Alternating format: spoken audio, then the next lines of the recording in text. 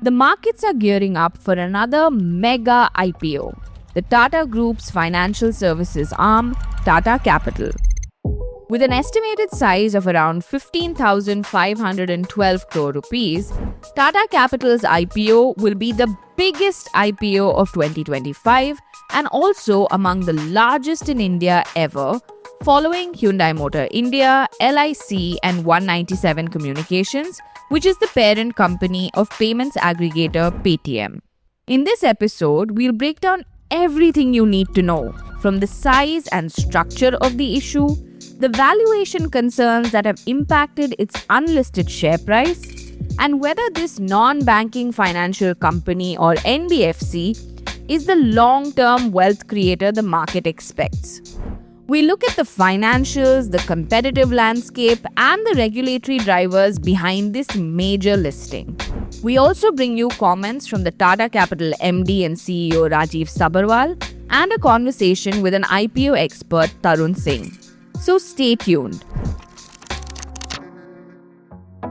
It's Tuesday, September 30th. I'm your host Dia Rekhi and you are listening to The Morning Brief from The Economic Times.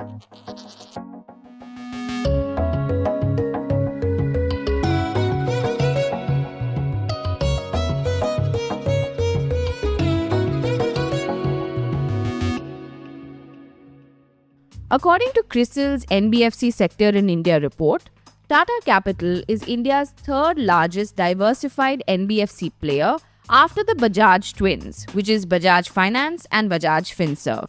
The company offers over 25 lending products, caters to a diversified customer base from salaried individuals to SMEs to corporates.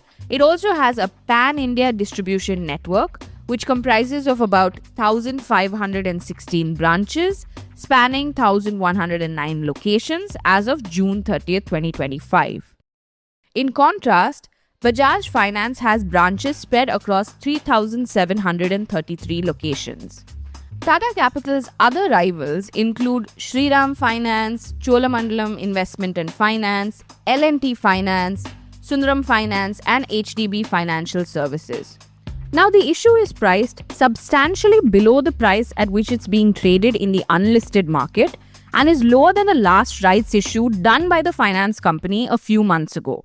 To give you context, the issue is priced between 310 rupees and 326 rupees, which is much below the unlisted shares, which are trading at about 735 rupees, and also July's 1,752 crore rupees right issue, which was trading at 343 rupees. To delve into this and a lot more, we have with us my colleagues Sangeeta Mehta and Joel Ribello, who spoke with Rajiv Sabharwal of Tata Capital. Our whole idea was to have a much larger base of retail investors. IPO is the time when new investors come in. So the board felt that if we give a discount compared to the last right price, then we will have much larger base of investors in our IPO. And that was the sole objective. Every company has a different model and pricing gets determined based on that. We have the strongest brand available with us. Two, if you look at our business, it's very well diversified. And that makes it more resilient to any challenges. And that's the reason our credit cost is also the lowest in the industry. We've done a fair amount of upfront investment in branch infrastructure in our digital capabilities. Okay. What makes Tata's IPO more significant in terms of size and timing?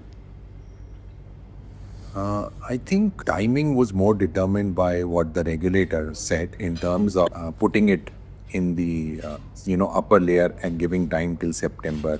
As far as it's the largest IPO in financial services space, but because it's a reflection of what we have been working on over the last 18 years since existence of the company, and trying to create a book which can not only grow but grow at a low credit cost. When do we expect next round of dilution? I think the capital which we have raised and the profits which we will earn will support us for growth over the next 2.5 to 3 years. And I think post 2.5 or 3 years, we may need infusion of capital. RBI has been talking about transmission of rates. They've cut rates by 100 basis point. How do you expect the transmission to take place by NBFCs and what are the challenges? Whenever interest rates come down, I think there is some time taken by the banks for the transmission to happen. I feel this transmission has now started to happen, and you will see more of it happening in Q3 and Q4. So we as NBFCs would always look at how our cost of fund is moving, and we will pass on the benefits. How much transmission have you done and what is your benchmarking for transmission? We have our own internal PLRs, and the two things happen. One is the impact on the incremental, and two, what happens on the base. I think what the impact on the incremental happens faster, and then it follows by changes on the base. As far as incremental is concerned, I think in terms of the new lending which is happening, it has come down in terms of rates. It really depends on the product like home loans and all. It comes down more faster. Do you give floating rate loans and are they benchmarked to any external? Our floating rates are benchmarked to our internal. Sir, in terms of merger of Tata Motor Finance, is there any more pain remaining in the coming quarters to come? I think what we did was alignment at the time of the merger in March 25 itself. In terms of any significant incremental thing, we don't expect anything. Do you think RBI should reconsider allowing NBFCs to raise deposits from public because that would be the fastest form of transmission according to economists? See, you can compare companies which have deposits and whether they have transmitted any faster or not. But I think this is a decision, honestly, for the regulator to do. So the money that you'll have raised, you'll have gone into a phygital model, branches plus this. So we've expanded in a big way in the last 3 years or so.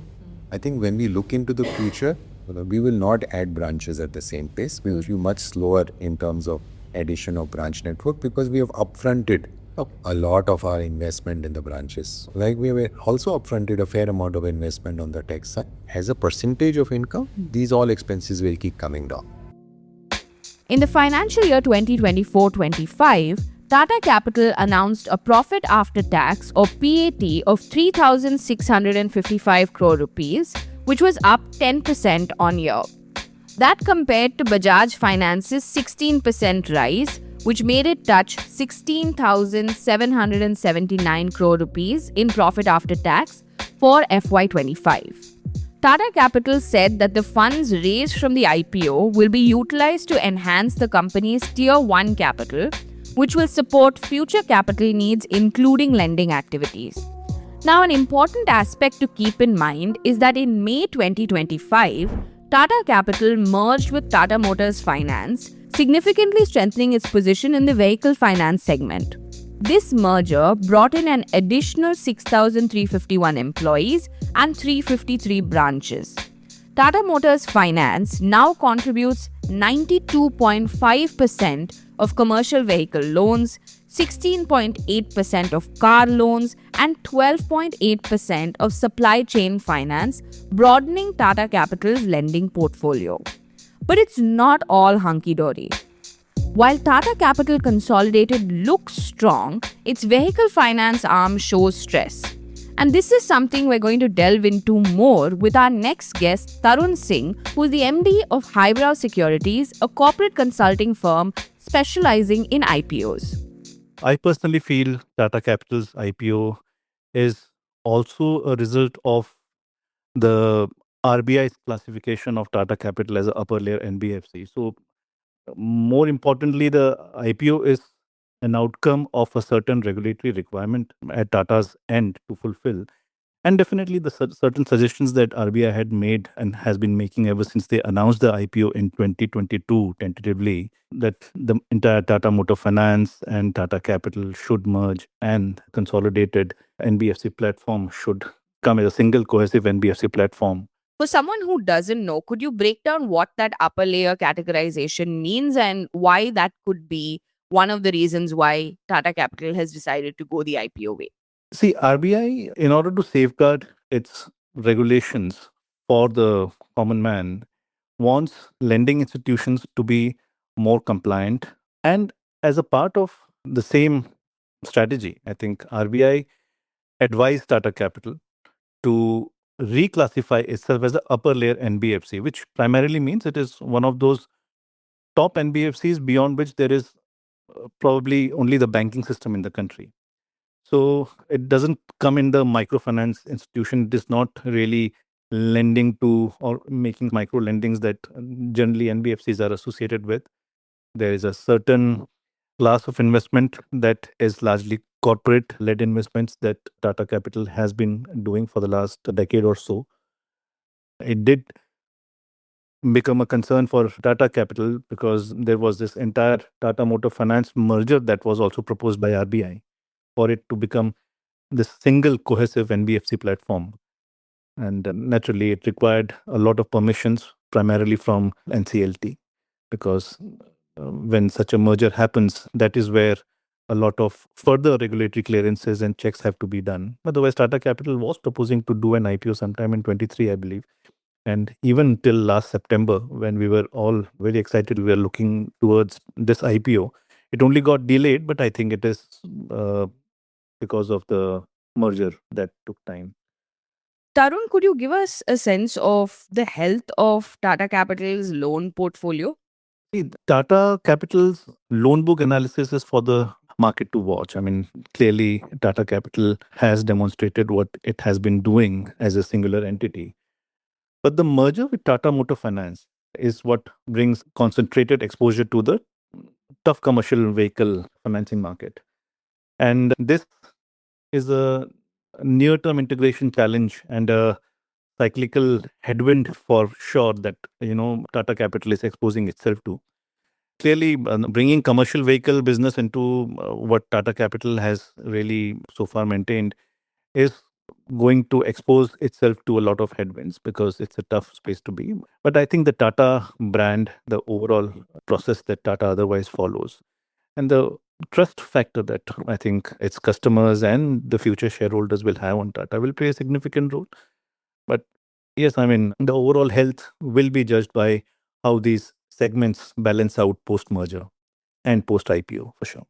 What do you think will be the biggest challenges when it comes to the commercial vehicle financing space that Tata Motors Finance will bring in? There are a lot of players in the commercial market space, but Tata Capital has particularly stayed away from that kind of loan book. I mean, it definitely will swell up the loan book that Tata Capital generally has maintained traditionally. But I think there are other players also in the market who are quite clear about their strategies as opposed to Tata, because Tata is a recently merged entity. I think the only single largest factor why I will be skeptical about this business model would be because Tata Capital per se and Tata Motor Finance are two very different strategies coming together. And that has to be a good marriage for us to depend on. Otherwise, the competitors in the likes of Bajaj and others are doing pretty well and they are pretty much happy about where they are operating. Tata is compelling itself to come and operate in that particular space. So, therefore, it is a wait and watch for investors like me. And I think it will be for others also. The other aspect that is interesting is, on one hand you have Tata Motor Finance, and on the other hand you have the housing finance arm, which is doing quite well. So do you feel like the housing finance bit might offset the impact of Tata Motor Finance? The opportunity definitely is vast. Leveraging the trusted Tata brand for low cost capital, deep cross selling within the group ecosystem, and scaling the housing finance business also. But the challenges are equally clear. There has to be a successful integration between Tata Motor Finance and navigating the cyclical vehicle market. So, alongside the constant need to maintain asset quality in a competitive NBFC landscape, I think how housing finance also plays in this entire bouquet is again a subject of wait and watch. How I would really love to see it is that this will bring in a certain size that gives valuation a push. And as a shareholder of this particular stock, I'll rather focus on shareholding and its shareholders' wealth rather than how the company is managing its particular verticals differently or with the same strategy. Sure. But what would you say about the timing of this IPO, Tarun? Because we've seen players like SK Finance and Veritas Finance and so on put their IPO plans on hold because of the weak investor sentiment and also these grave global uncertainties. Would it have been better for Tata Capital to wait? This is a time where market is definitely going through a historic rush of new issues. So there is enough already happening. So Tata deciding to time itself now is one, of course, added advantage of it being Tata. But I also have one more side to it that Tata is doing this with it being almost 50% OFS.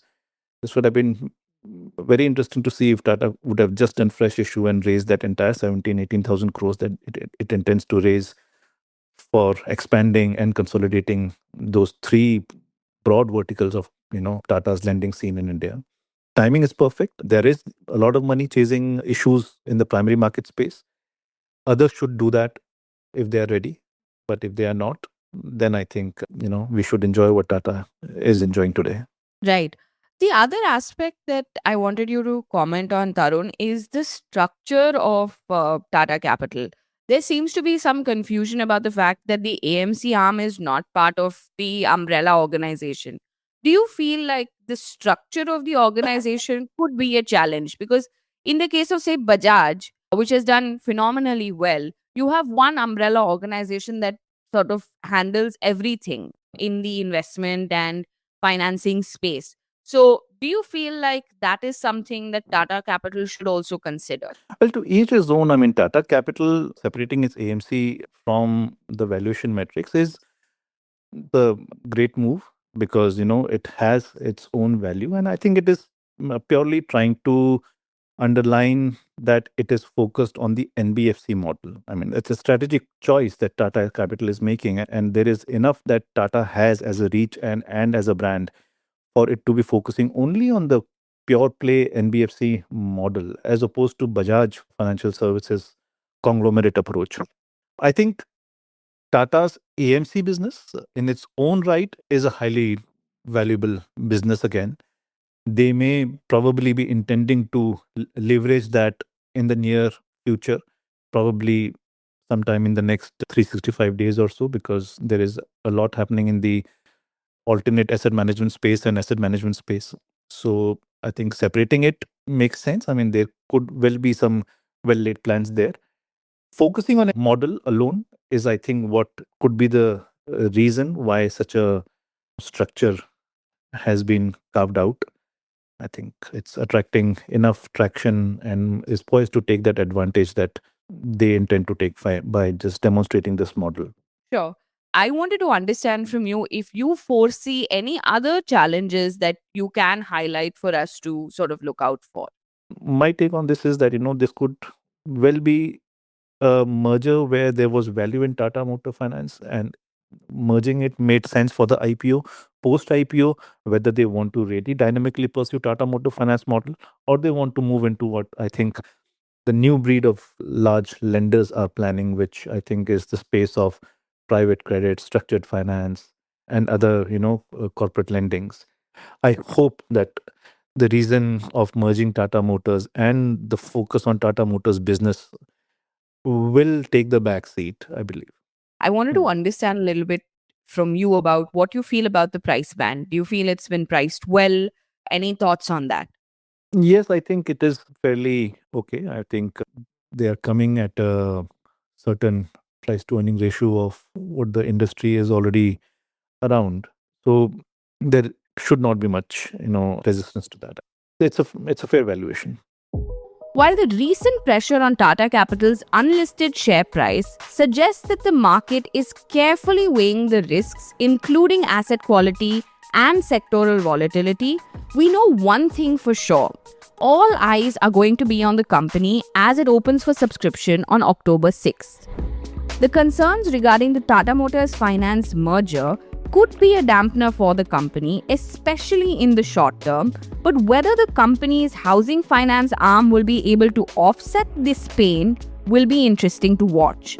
We'll surely keep our eyes peeled and bring you the latest, as we always do, from the world of business, economy, markets, and more. Thank you, Rajiv and Tarun. Special thanks to Sangeeta Mehta.